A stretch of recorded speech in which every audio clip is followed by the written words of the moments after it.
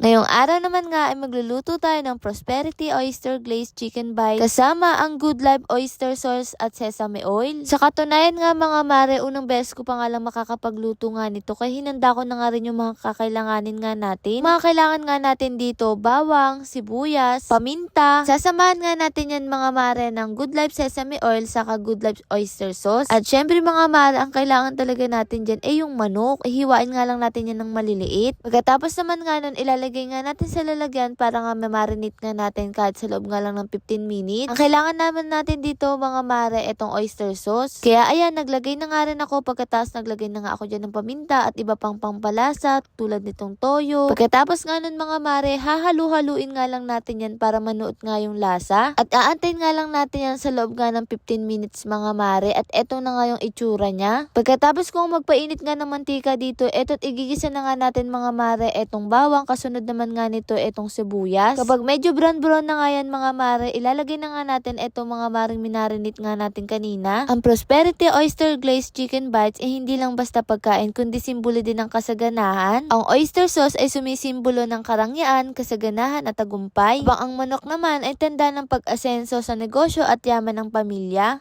At ang makintab na glaze ay sumisimbolo sa pagkaakit ng swerte at biyaya. Ngayong Year of the Horse, sinasabing ito ang panahon ng breakthrough, paglago ng career at bagong oportunidad. Tapos nga pala niyan mga mare, ayan ganito na nga ang itsura niyan. Kapag ganito na ang itsura, maglalagay ulit tayo ng oyster sauce para lalo nga siya mga maring sumarap. Maglalagay nga tayo ng brown sugar. At syempre, itong pampalasa nga nating sesame oil ng Good Life. Maglalagay nga lang din tayo dito ng konting cornstarch. Pagkatapos, ilalagay na nga rin natin tong onion leaves. Aantay na nga lang natin yan mga maring kumulo. Tapos na nga, mas mabilis pala ito. May bago na naman nga akong recipe. Paano ba naman puro tayo adobo pero masarap din pala to kaya pwede nyo nga rin to subukan. Kaya naman nga nung maluto na inilagay ko na nga rin sa lalagyanan ng makakain na nga rin ng hapunan. Abay napakasarap nga nito, umuusok-usok pa talaga mga mare, tingnan nyo naman. Para nga mas lalong maganda at nakakabusog ng tingnan, ayan nilagyan ko nga rin ng mga toppings dyan. At syempre proud na proud nga tayo dyan mga mare dahil first time nga lang natin to gawin pero mukhang masarap nga. Kaya naman nga sabayan nyo na nga rin kami maghapunan mga mare. Ito na rin kasi kami naghapunan kasi nga may trabaho nga tayo dito. Kaya ikaw kung nauubusan ka na nga rin mga mare ng lulutuin o recipe, pwede mo nga rin itong subukan. Kaya naman, huwag ka na rin magpahuli.